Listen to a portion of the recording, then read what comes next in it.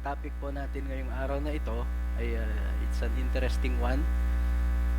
Na part siya ng mga parables and very popular siya as a Bible story. Tower of Babel. One of the presentations sa Tower of Babel ay karamihan sa mga preachers na nagpe-present or anyone, kahit siguro mga scientist or bakit iba-iba ang language, iba-iba ang salita ng tao because of the Tower of Babel. Yan agad ang yan ang unang nasa isip ng mga magbabasa or anyone who reads and studies yung nangyari sa Genesis chapter 11, Tower of Babel, yung variation ng language or speech. Yun agad ang nasa isip nila. Sorry, nanginginig yung kalamnan ko. Our scripture for today in Genesis chapter 11:1. Now the whole earth, natakpan ng flower, sorry, had one language and the same words. And as people migrated from the east, they found a plain in the land of Shinar and settled there. And they said to one another, "Come, let us make bricks and burn them thoroughly." And they had brick for stone and bitumen for mortar. Then they said, "Come, let us build ourselves a city and a tower with its top in the heavens, and let us make a name for ourselves, lest we be dispersed over the face of the whole earth." And the Lord came down to see the city and the tower which the children of man had built. And the Lord said, "Behold, they are one people, and they have all one language. And this is only the beginning of what they will do. And nothing that they propose to do will now be impossible to them. Come, let us go down there, confuse their language, so that they may not understand one another's speech." So the Lord dispersed them from there over the face of all the earth, and they left off building the city, and therefore its name was called Babel, because there the Lord confused the language of all the earth. And from there the Lord dispersed them over the face of the earth. Yan po ang scripture natin. It's a good story. Okay, so kumuha ako ng photo ng Tower of Babel. Yan yung one of the presentations kung ano yung supposed na itsura ng Tower of Babel. Now they say, the story of Tower of Babel is about technology and the dangers of technology. Bakit? Kasi yung tao, before silang nakabuild ng city at ng Tower of Babel, what did they discover first? The bricks. It's an advancement of technology. Okay, magawa tayo, pagpatungin natin yung bricks, lagyan natin siya ng bitumen, pagdikit-dikitin natin. It's a story about technology. So they say. So at ang tao, dahil naging arrogant siya because of their technology, nagkaroon sila ng achievements, naisipan nilang mag-build ng tower na umaakyat hanggang langit. Sabi nila, the top of the heavens. Kasi ang tao that time, they have this traumatic experience ng Noah's flood. So gusto nilang umakyat sa heavens for them to be saved from a potential flooding again, just in case magalit na naman ng Panginoon sa kanila. Yun ang sentiments ng mga tao noon, sinasabi nila. Okay? So they built a city, nagdano sila ng tower reaching up to heavens, and God, of course, in response, sinira niya yung kanilang technology, sinira niya ang kanilang language, sinira niya ang kanilang diskarte, kumbaga, and dispersed them all over the earth. Yan ang isa sa mga lessons na natututunan natin sa Tower of Babel as presented by some scholars. And yung mga scholars na yun, of course, galit. Ayaw nila, they go against the technological advances ng man. Kasi nga daw, dahil sa sobrang technological advance, para na tayong mga Diyos, nagiging arrogant ang tao. Kaya nagugulo ang society dahil daw sa technology natin. Yan yung story ng Tower of Babel as they tell it. But it reduces the Tower of Babel to a children's story to give us reasons na may different languages tayo at para turuan yung mga anak natin na huwag ma-addict sa cellphone o sa computer or sa internet. In the story of the Tower of Babel, there are a few interesting na things na nabanggit doon. First, ang ginawa ng tao is, let's build a city, sabi niya. Ano ba ang city? When we think about a city, nandyan ang mga cities, City of Ilagan, City ng Santiago, City ng Kawayan, meron ding city sa ibang bansa, cities, di ba? Minsan pride natin kapag naging city tayo kapag para-barangay lang, taga-barangay Fuyo ka lang, hindi ka City of Fuyo, ganon. Pero pag city, there's this pride sa atin, kaya yan ang idea natin sa city. Now, city, in the ancient context, in the ancient times, a city may be seen as a social order because it offers its residents not just a common territory but also a total way of life. Sa mga ibang ancient cities, hanggang ngayon meron din sa India, the city developed not just to benefit yung mga settlers but also to benefit its deity, the God. Hence, religion plays a significant role in the city. Kaya sa India, sa Pakistan, iba-ibang city, iba-iba rin ang gods nila. Iba-ibang mga structure. And in Proverbs 18:11, nabanggit ng Panginoon, a rich man's wealth is his strong city. Pwede rin nating sabihin na city yung capacity natin. Kapag mayaman tayo, this is my city, this is my way of life, this is my social order. Kaya yung wealth, kung whatever yung tinetreasure natin sa heart natin, yun ang strong city natin.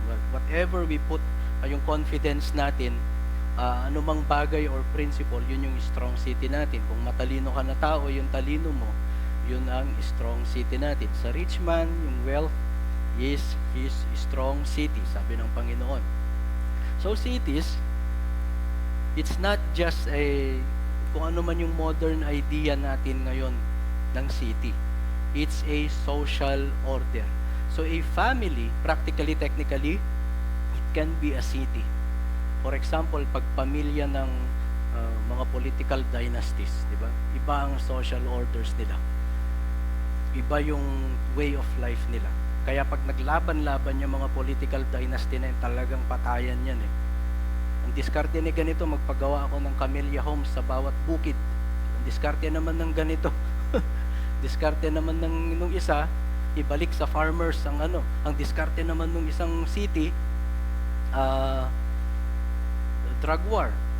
In 3 to 6 months, magiging righteous ang bansa na ito, sabihin niya. City, a social order. Now in Genesis 4:16, the start of the city of man. There are only two principles, tandaan po natin sa mundong ito sa creation. The principle of man and the principle of God. Okay? Now the city of man in Genesis 4:16, then Cain excuse me. Then Cain went away from the presence of the Lord and settled in the land of Nod, east of Eden.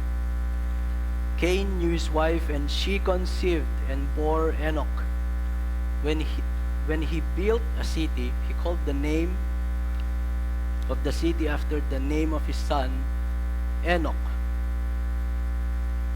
Cain, before building a city, went away from the presence of the Lord. He built a social order. He built a way of life out of the presence of the Lord. He went away from the presence of the Lord and built a city.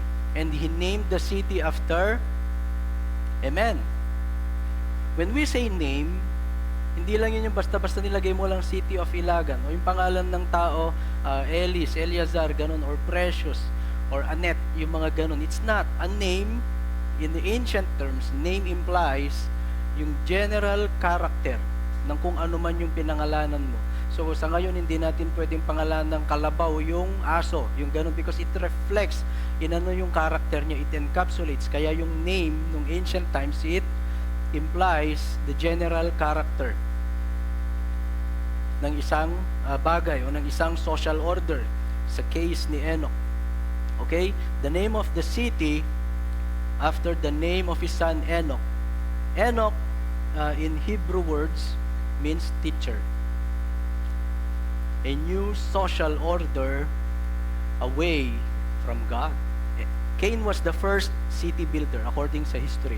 Of course, sa Bible, meron din yung sa bawat parable, sa bawat testimony, sa stories na nangyayari sa history, sa Genesis, no, sa Exodus, meron siyang physical at meron din siyang spiritual, foreshadowing na tinatawag na sinisignify. Tulad yan, yung physical, pag binabaptize natin yung tao, physical siyang mababaptize, gaganon na mo ng tubig, and also it signifies a shadow or a spiritual implication. Ganon din sa testimony sa paggawa ni Cain ng city, sa paggawa ng mga tao sa Tower of Babel or the City of Babel. Sa ibang term, City of Babylon ang tinatawag nila. Okay, so 4:16, Cain went away from the presence of the Lord and settled in the land of Nod and built a city, a social order away from the Lord. In Revelation 17:1, yung reading yung isa sa mga reading natin, then one of the 7 angels who had the 7 bowls came and said to me, "Come, I will show you the judgment of the great prostitute who is seated on many waters, with whom the kings of the earth have committed sexual immorality, and with the wine of those of whose sexual immorality the dwellers on earth have become drunk." And he carried me away in the spirit into a wilderness. And I saw a woman sitting on a scarlet beast that was full of blasphemous names, and it had 7 heads and 10 horns.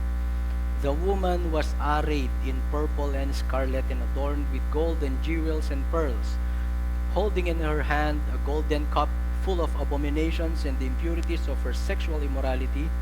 And on her forehead was written a name of mystery, Babylon the Great, mother of prostitutes and of earth's abominations.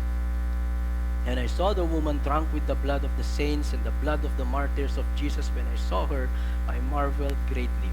But the angel said to me, "Why do you marvel? I will tell you the mystery of the woman and of the beast with 7 heads and 10 horns that carries her." Now in 17:5, binanggit yung Babylon the Great.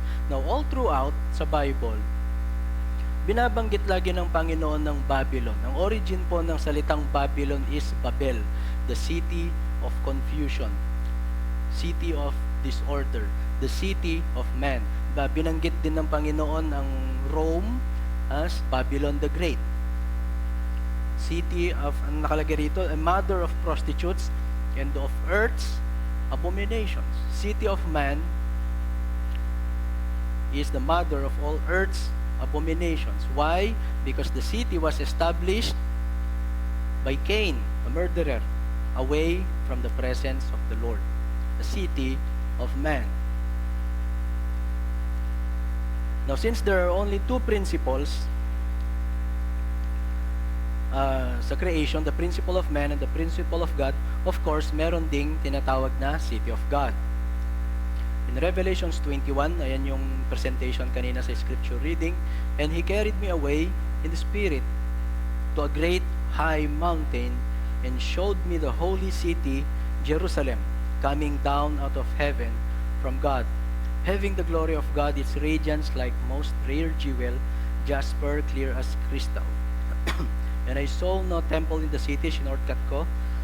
Excuse me.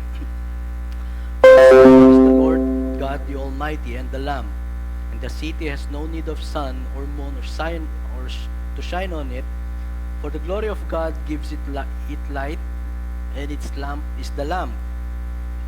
By its light will the nations walk, and the kings of the earth will bring their glory into it. And its gates will never be shut by day, and there will be no night there. They will bring into it the glory and the honor of the nations. But nothing unclean will ever enter it, nor anyone who does what is detestable or false, but only those who are written in the Lamb's Book of Life.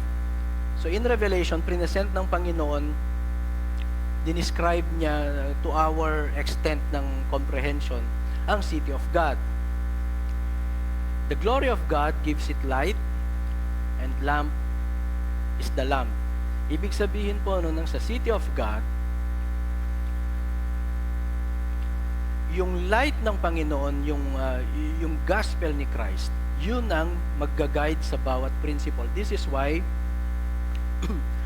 nothing unclean will ever enter it, and by its light will the nations walk. So dinescribe ng Panginoon yung futuristic city ba? Paparating pa lang ba yan na city, o city na yan na nag-exist sa atin? A social way of life, a social order. Na ang lamp ay ang Panginoong Jesus. Ang light natin ay ang glory ng Panginoon. Sa families po ba natin, city of God ba? Or city of man? So that's a good question. Okay? So ang city of God, dinescribe ng Panginoon sa Revelation, nothing unclean, in summary, nothing unclean will ever enter it, nor anyone who does what is detestable or false. Jesus is the way, Jesus is the truth, so therefore sa city ng Panginoon, walang makakapasok na unclean or false.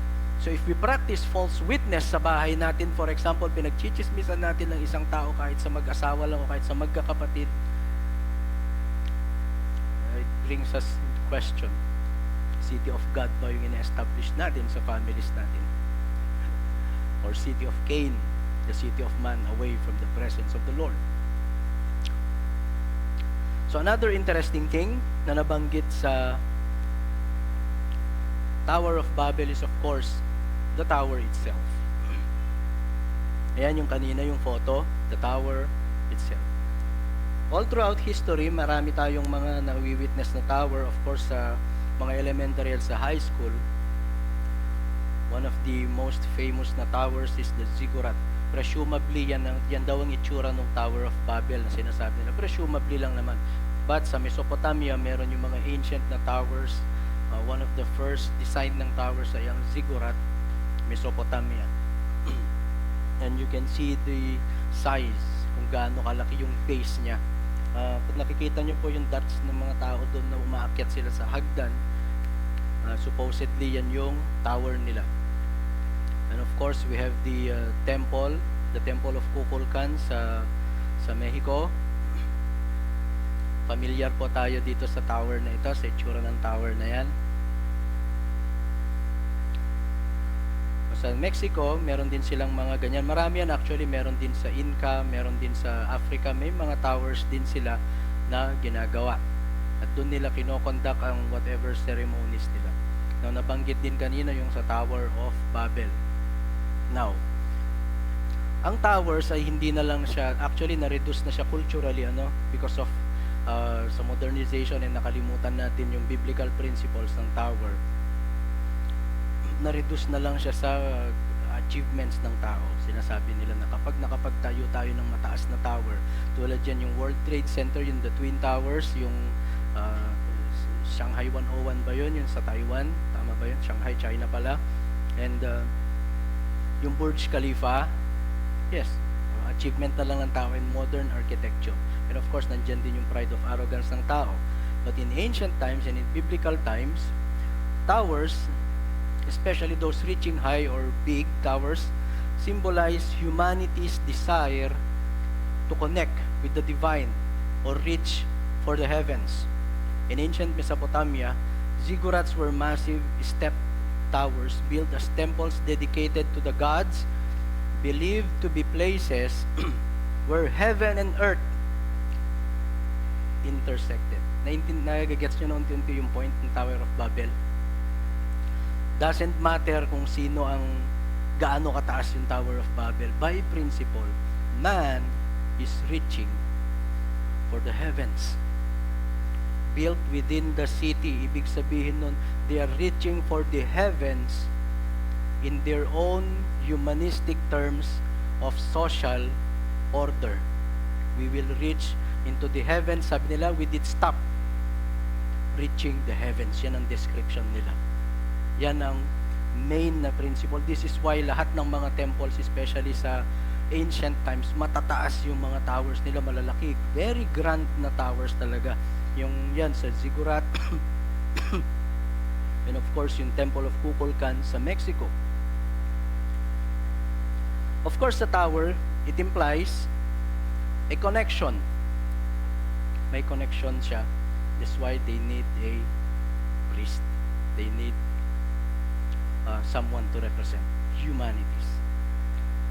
In the Aztec Mexico, may tinatawag silang priest known as paano ko ba ipopronounce ito? Tlamakazki, the giver of things. Kung napapanood natin yung Apokalipto, di ba may mga priest sila doon na katakot-takot yung mga itsura nila. And what they would do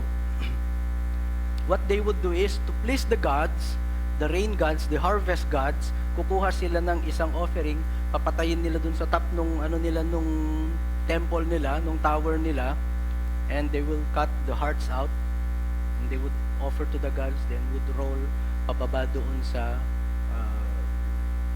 stairs. They would cut off the head nung sinacrifice, and they would roll it to signify yung pag-appease kung pleased na ang God sa kanila. The principle ang principle of tower is to connect with the divine. This is why we need priests. This is why they needed the priests in the ancient times, because man wanted to connect with the divine, to reach to the heavens, to reach sa top ng heavens. Kings. In the ancient, example lang po si King Saul. In the ancient of times, according sa Bible, the Israelites grumbled and grumbled na gusto nilang may king na mag-represent ang Panginoon sa kanila. A desire to connect again with the divine. So nag-ano sila, tawag dito, nag-grumble sila. So binigyan sila ng Panginoon ng king. Now sa panahon ng medieval ages, ang kings, kung ano ang sinabi ng king, yun ang sinabi ng Panginoon. So kings represented his people to God. Another symbolic principle ng isang tower, reach to the heavens. So kung gusto mo makiusap dun sa God, makikiusap ka dun sa king.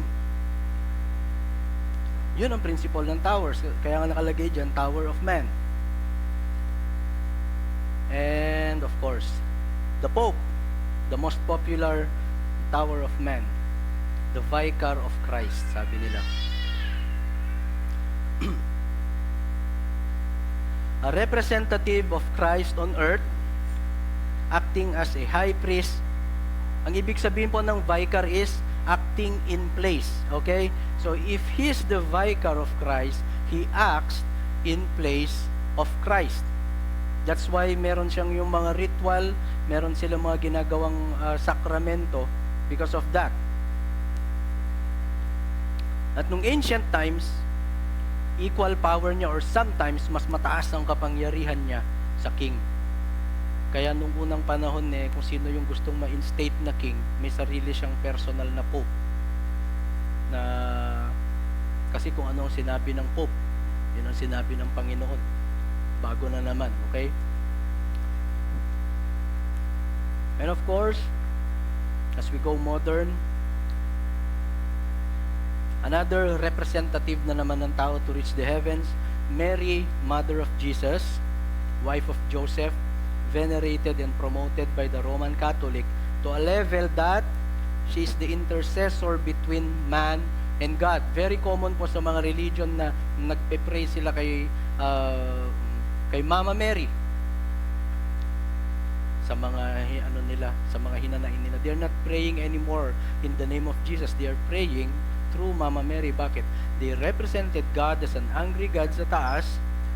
So in order to connect with God, si Mary ang nakikiusap like a child or like a mother na nakikiusap sa anak. Anak, patawarin mo naman na sila. Anak, ganito, ganyan. Anak, ganito. Yun ang treatment nila kay Mary. And that's how they treated God. Okay? And another Tower of Man that represents man sa Panginoon according sa human uh, particularly hindi po yan I'm not okay, part lang yan nung poster lang, okay? Baka sabihin ninyo I'm against sa ungodly politicians. Syempre, we have an innate na na yung mga politiko, yan yung kings natin to rule over us. Like King Saul, hinihingi natin sila sa Panginoon to rule over us. Instead of God, instead of Christ, instead of His law na mag-rule over sa atin, sana through our high priest, through our judges na binigay ng Panginoon noon, nag-e-elect tayo ng mga politiko to rule over us. To rule over us. Yun ang request ng Israel. And until now, every time you go and vote, sabihin natin, ay gusto ko si Bato kasi gusto ko si Philip Salvador kasi ganito. To rule over us. A representative of God, yan ang belief natin. Politicians, yung mga kings, yung mga priests, sometimes yung mga pastors, we treat them at sila na yung connection natin to the divine, to God. Sa democracy, the voice of the people is the voice of God. Another tower. A connection to the divine. Gusto mo malaman ang voice ng tao? Pakinggan mo kung sino yung popular na vote nila. Kung binoto nila si Senator Bongo, si Bongo pala ang pinili ng Panginoon, ganun natin i-treat. By principle, we have lots and lots and lots of towers. First, yung priest, then kings, then of course, religious leaders, and the historical figures, and politicians, modern monarchs. But the Lord's tower, in Genesis 28:12, and he dreamed, and behold, si Jacob, there was a ladder set up on the earth, and the top of it, what?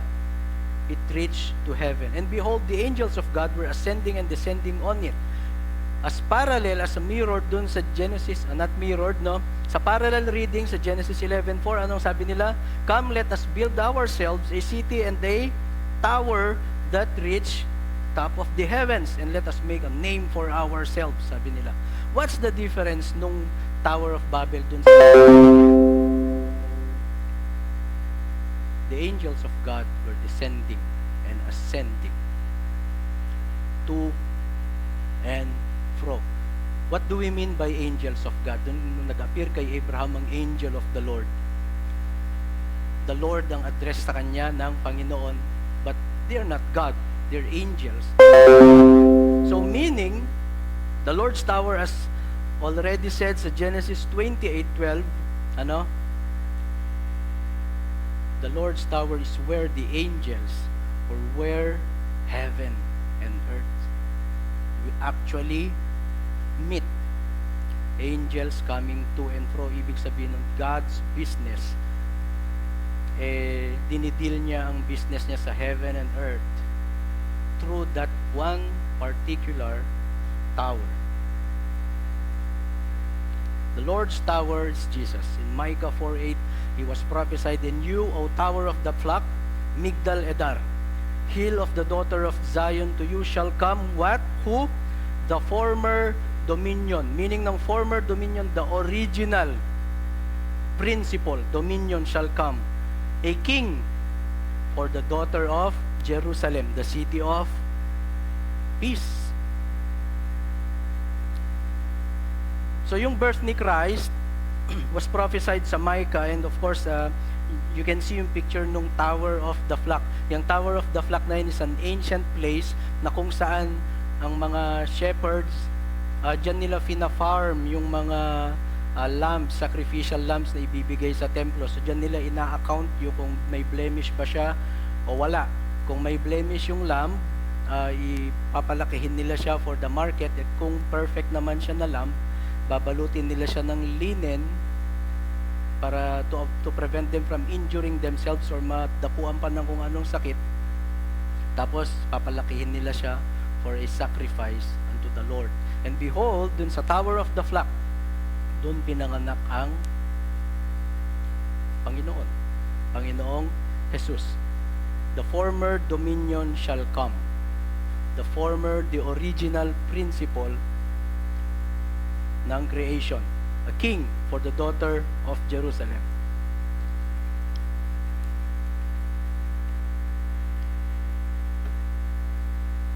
John 3:14, as Moses lifted up the serpent in the wilderness, so must the Son of Man be lifted up, that whoever believes in him may have eternal life. Once again, Christ is represented as the Lord's tower, a representative natin sa Panginoon. The Son of Man must be lifted up. Hindi lang yun yung physical na ginanon yung cross niya, tapos pinapanood siya ng God the Father. No. When we say lifted up, sacrificed, to be presented to the divine bilang kabayaran ng kasalanan ng tao.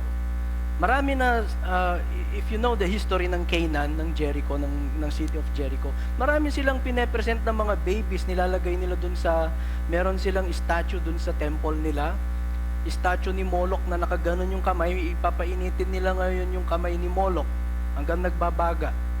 Tapos isasacrifice nila yung baby as an offering to the Lord. Siyempre yung baby iyak nang iiyak ngayon habang naluluto siya dun sa kamay, and they would play loudly yung drums nila para hindi marinig ng parents yung iyak ng baby. Ganun sila mag-offer sa Panginoon nung unang panahon to please their deities sa mga temples nila, sa mga towers nila, sa mga ziggurats nila. Ha? Nandyan sa ano? Pinakopy ko sa iyo kanina. Sa sermons, sa folder ng sermons.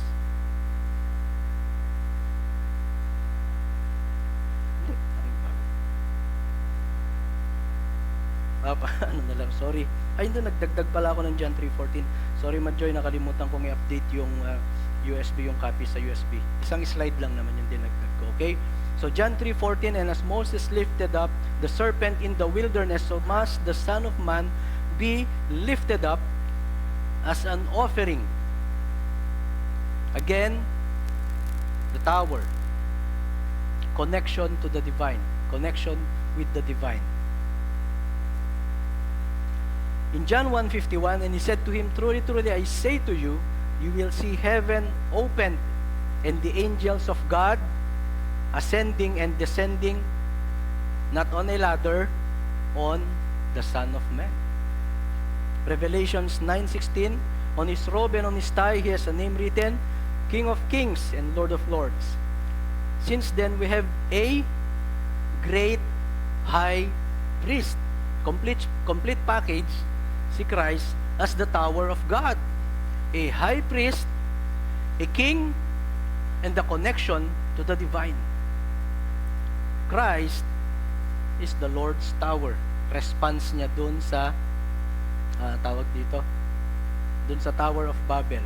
Okay?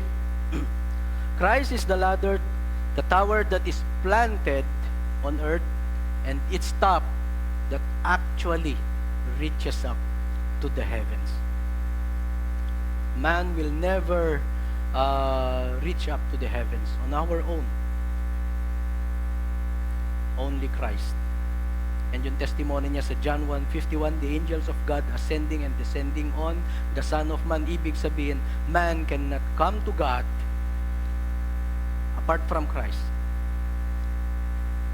I am the way, the truth, and the life. Sabi niya, no one comes to the Father except through me. And the Father will never deal with man apart from Christ. This is why dun pa lang sa Genesis, yan nilinaw na ng Panginoon yun. Nung nagkasala si Adam, ang unang ginawa ng Panginoon is He connected with man through Christ Jesus, through a sacrifice of an animal to impute man in righteousness. Why? Because man will keep on building a tower to connect with the divine apart from God. This is why si Cain, instead of magrepent sa kasalanan niya, he went away from the presence of the Lord and said, no, I will build my own city, I will build my own tower, I will connect to the divine on my own business.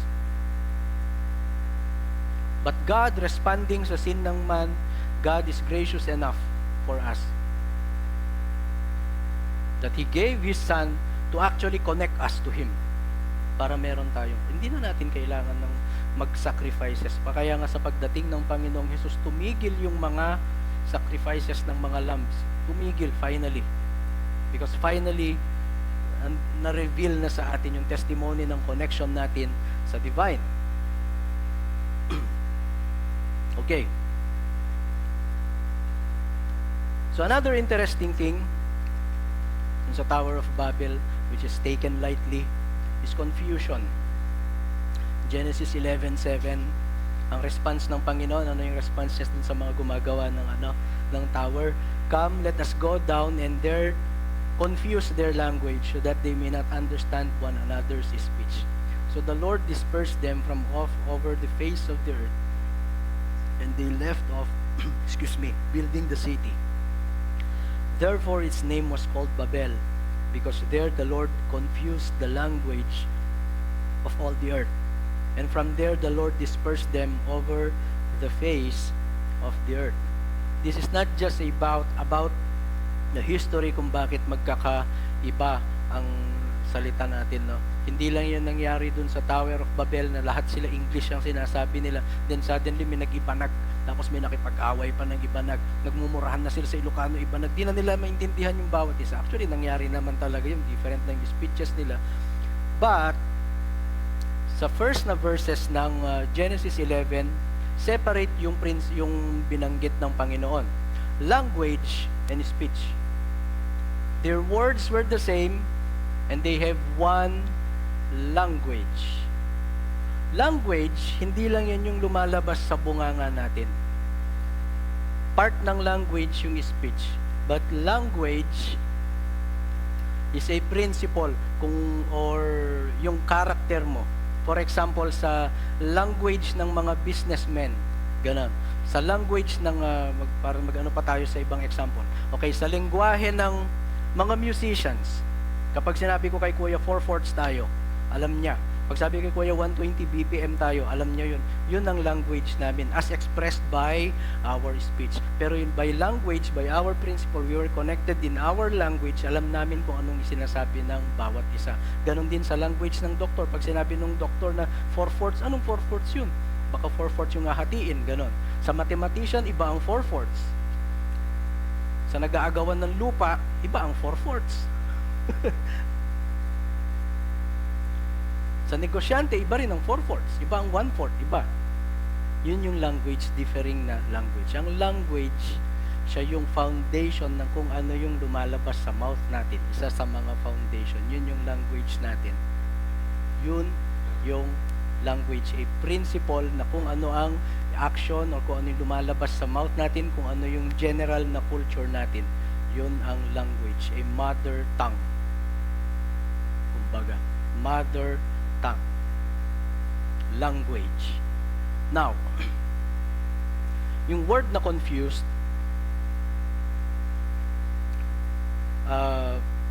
the word confused is not just yung kalituhan na binigay ng Panginoon sa atin, sa tao because of the word confused is from the word confound. Sa King James Version po, ang nakalagay po dun sa Genesis 11 is confound. Come, let us confound their language.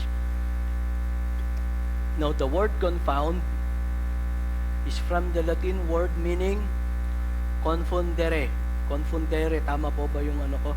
Pag-pronounce, to bring into ruin, to jumble together, to bring into disorder. Yan ang ibig sabihin ng confused. Hindi lang yung suddenly nagilalagari ng ganito. Hindi, 5mm dapat yan. Ganun sa Tower of Babel. No. Ang point ng Panginoon, when He confounded the language, He ruined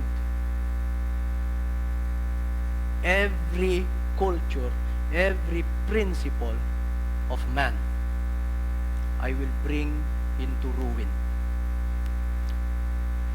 Death is God's justice and God's response sa sin ng tao. Ruins. Nakakita na po kayo ng ruins? Kapag sinabing ruins, yung sira-sira na yung lugar, may mga landmarks tayo o sites tayo na kung saan sira-sira yung mga buildings. Ruins. to jumble together, to bring into disorder. May silbi pa ba ang anything na ruin? Wala. So it's the Lord's testament and the Lord's response. He will bring into ruins whatever man builds apart from me. This is why, kahit anong gawin ng tao, come let us build a tower, solid PDP, solid North, PDP Laban, yung ganon, yung Uniteam, come let us build. He will bring it into ruins. Because only through Christ, maayos ang isang society, may establish ang isang city. Only through Christ, makakakonect tayo sa divine. Only through Christ. And apart from God, there is disorder. 1 Corinthians 14:33. For God is not a God of confusion, not a God of ruins, but of peace. And Colossians 1:17, and He is before all things, and in Him all things hold together. In 18, and He is the head of the body, the church. He is the beginning, the firstborn from the dead, that in everything He might be preeminent. Corinthians 14:33, God is not a God of confusion, but of peace. Ang confundere kanina, to jumble together, magulo, naggaganon-ganonan sila, nagbabanggaan. But God is a God of peace, meaning there is an order. Ang peace po hindi lang yung usually sa mga tao, di ba, pag when they get together, yung peace, wala lang nag-aaway, pero mamaya may kumukulo na yung loob dyan. Paglabas nila dun sa meeting place, nagchichismisan na, wala nang peace, di ba? But sa Christian way, sa principle ng Panginoon, yung peace na yun na sinasabi niya, there is always an order. Ibig sabihin, even outside of the church, you have a peace. Not the peace with man, but peace with God. And He is before all things, and in Him all things hold together. Christ is the Lord's order. In Him, lahat ng bagay ay it runs properly, in order, and smoothly. I know sa atin, sometimes sa mga engineers, sa mga businessmen, we want things to run sa natin. Gusto natin smooth ang mga transaction, ganun. Ganun ang ginagawa ng Panginoon sa creation. He makes sure that in Him all things hold together. Because apart from Christ, ruins, confusion, kalituhan. He is the head of the body, the church. He is the beginning, the firstborn from the dead, that in everything He might be preeminent. So Colossians 1:18 implies a singular principle of order, the head. Kaya nga yung mga lumalabas na beast dun sa Revelation, ang dami nilang mga ulo. Kaguluhan niya kung sino-sino nagde-desisyon sa mga nila. Confusion. Maraming heads yung beast. But in Christ, He is the only head. One order. Because apart from Christ, confusion. Marami na namang ulo. Okay? Ezekiel 37:1, the hand of the Lord was upon me, and He brought me out in the spirit of the Lord and set me down in the middle of the valley. It was full of bones, and He led me around among them, and behold, there were very many on the surface of the valley, and behold, they were very dry. And He said to me, Son of man, can these bones live? And I answered, O Lord God, you know. And then He said to me, prophesy over these bones, and say to them, O dry bones, hear the word of the Lord. Thus says the Lord God to these bones, behold, I will cause breath to enter you, and you shall live. And I will lay sinews upon you, and will cause flesh to come upon you, and cover you with skin, and put breath in you, that you shall live, and you shall know that I am the Lord. So I prophesied as I was commanded. And I prophesied, there was a sound, and behold, a rattling, and the bones come together, bone to its bone. And I looked, and behold, there were sinews on them, and flesh had come upon them, and his skin had covered them, but there was no breath in them. Then he said to me, prophesy to the breath, prophesy, son of man, and say to the breath, thus says the Lord God, come from the four winds, O breath, and breathe on this slain, that they may live. So I prophesied, and he commanded me, and the breath came into them, and they lived, and stood on their feet, an exceedingly great army. Therefore prophesy and say to them, thus says the Lord God, behold, I will open your graves and raise you from your graves, O my people, and I will bring you into the land of Israel, and you shall know that I am the Lord. When I open your graves and raise you from the graves, O my people, I will put my spirit within you, and you shall live. And I will place you in your own land, and you shall know that I am the Lord. I have spoken, and I will do it, declares the Lord. Now, the word prophesy here, yung valley of dry bones, it was a former grave of disorder.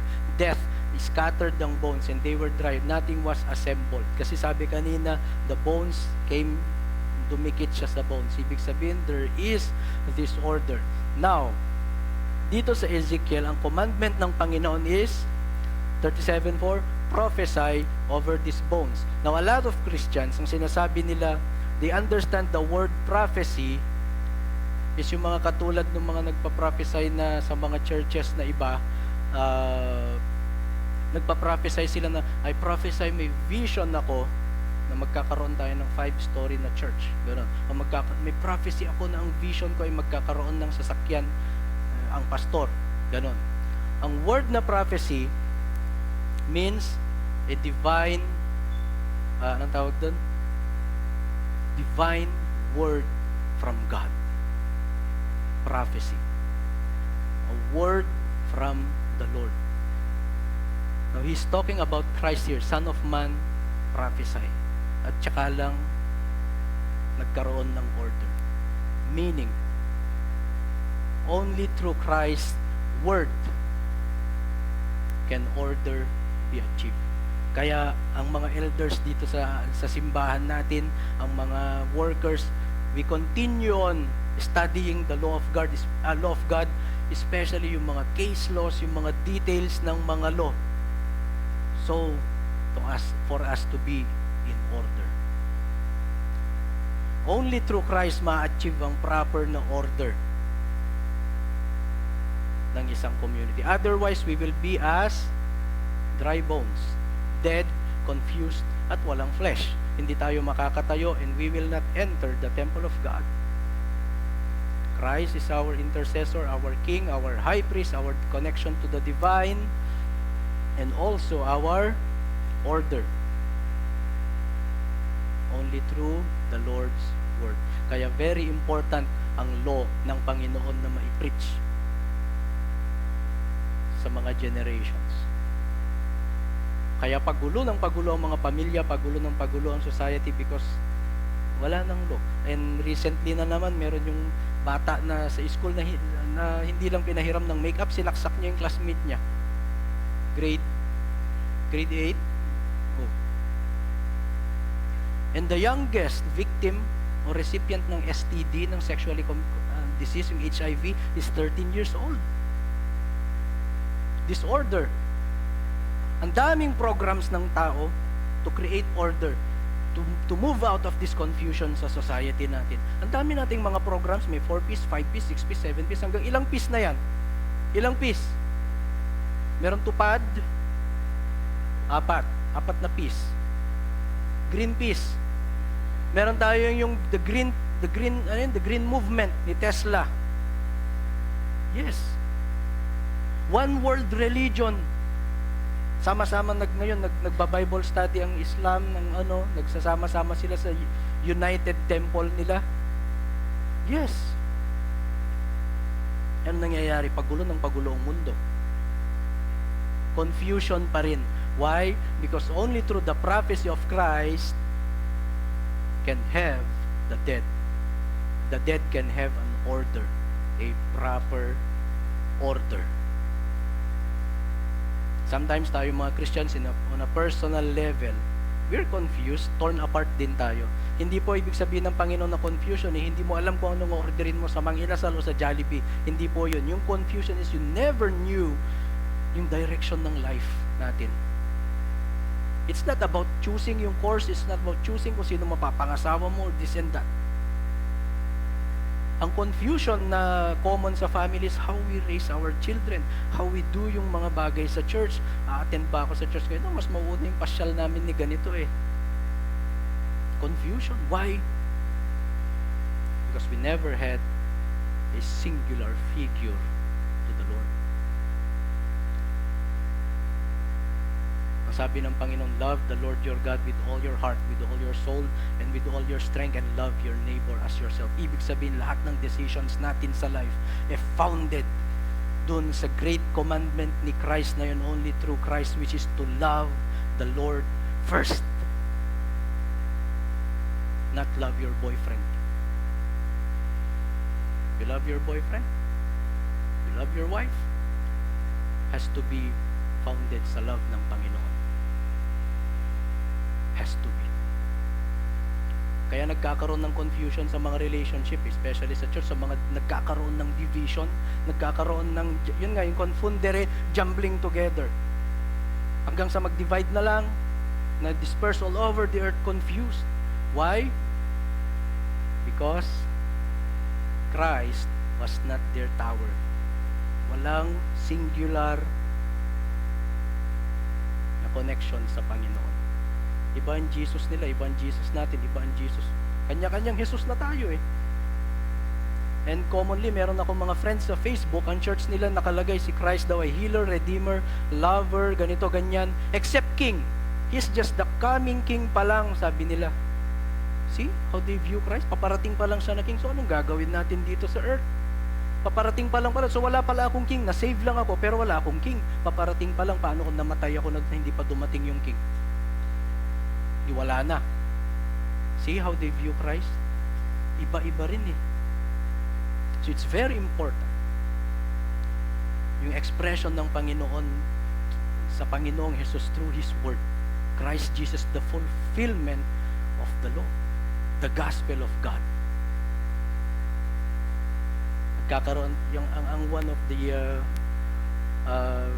best evidence ng confusion sa church is kung anong ituturo natin sa church. Sometimes ayaw nating ituro ang law.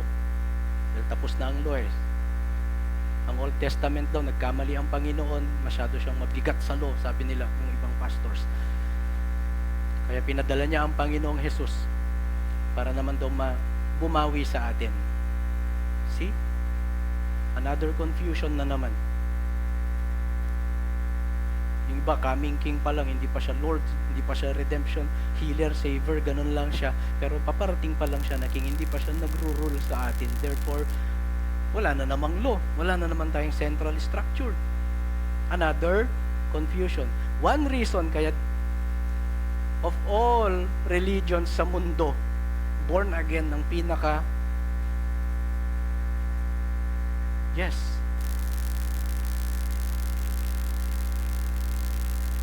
kapitbahay mo na eh, kaaway mo pa, katabi mo na yung mga churches, away-away pa. Ay, yung pastor dyan sa ICC, kulto yan eh, ganun pa sila. See? The confusion, the division, jumbling together. Why? Christ is not the tower. Christ is not the connection. They do not deal with God. They do not connect with God through Christ. They define their own Christ. They're building their own tower. May sariling tower si ganitong denomination, may sariling tower si ganito, may sariling tower si ganyan. Kanya-kanyang connection tayo. So anong response ng Panginoon? Confusion, jumbling together.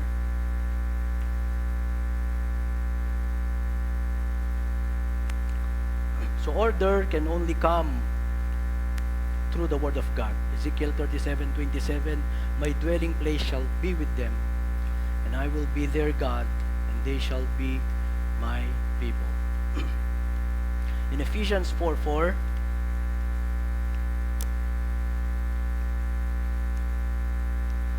there is one body and one spirit.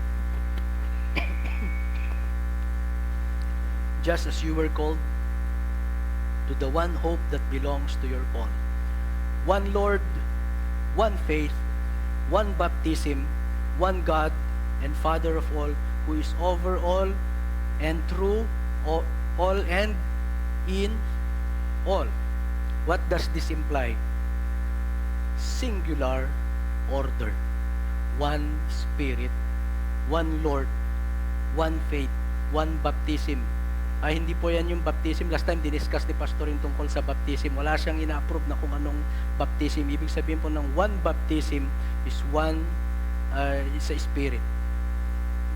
Okay, yung binabaptize tayo ng Spirit in sanctifying us.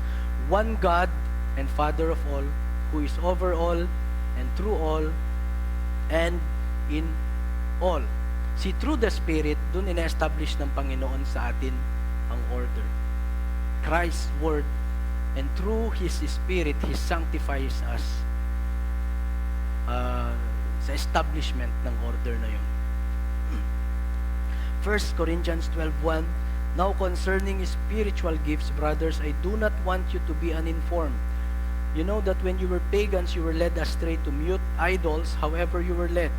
Therefore, I want you to understand that no one speaking in the Spirit of God ever says, Jesus is accursed, and no one can say Jesus is Lord except in the Holy Spirit. Now, there are varieties of gifts, but the same Spirit. And there are varieties of service, but the same Lord. And there are varieties of activities, but it is the same God who empowers them all in everyone. To each is given the manifestation of the Spirit for the common good. For to one is given through the Spirit the utterance of wisdom, and to another the utterance of knowledge according to the same Spirit, and to another faith by the same Spirit, to another gifts of healing by the one Spirit, to another the working of miracles, to another prophecy, to another the ability to distinguish between spirits, to another various kinds of tongues, to another the interpretation of tongues. All these are empowered by one and the same Spirit, who apportions to each one individually as He wills. Ibig sabihin ng establishment, sinabi rito ng Panginoon na may mga variations tayo Christian. Magkakaiba ang mga ugali natin dito sa loob ng simbahan. So how are we in order right now? By the Spirit. Ano ba yung Spirit? Manifestation ng Spirit. Love, patience, kindness, righteousness, goodness, self-control. Kahit magkakaiba ang persons natin, magkakaiba ang ugali natin, ang economic status natin, we are able to love one another. Why? Because of the establishment of the Holy Spirit. Kaya nga pinipreach lagi ng mga pastors, ng mga teachers sa atin, walang mga mas matataas sa atin dito, walang mas magagaling sa atin dito. Why? Because we are in order, put in order by one Spirit. So God lords over us, rules over us through the law of Christ, and empowers us, enables us through the Spirit. Kaya paglabas po sa simbahan na, kapag may sama po ng loob sa atin, iano natin sa Panginoon. Otherwise, there will be disorder. Okay? Hindi lang po sa simbahan ng order, gayon din sa society, sa family natin. Without the law of God, there is disorder. Without Christ. And without the Holy Spirit, we will not be able to obey the Word of God.